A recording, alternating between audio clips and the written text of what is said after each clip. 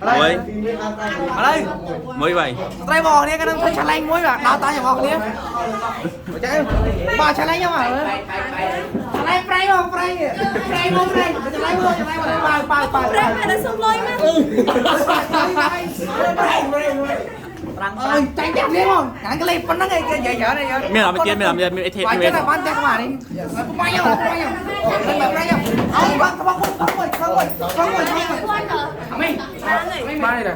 Một rồi. Đây.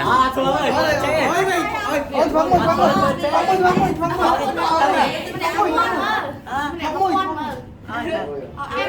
chọn nhau phun phong lắm. Con thằng mới nè. Vậy ba mẹ làm bánh đa này nó thoải mái hơn.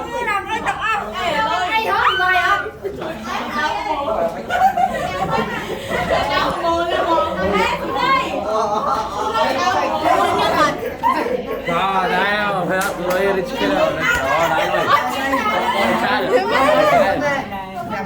rồi. Bước xem quán nữa, xem quán nữa. Hai bên chừng nào đó mình sang một củ nó mẹ làm bánh đa.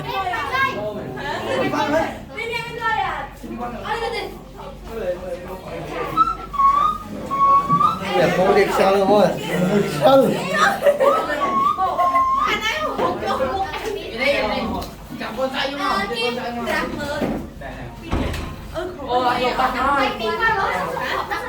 Mà nói tao thọt.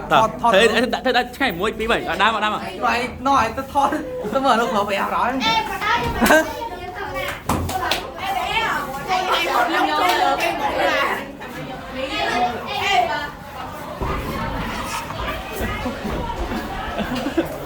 Tên nào đây? Rồi chi mẹ làm bánh đa. What's up, man? How are you today? Yo, nhưng bạn mình xong là chi? Yo.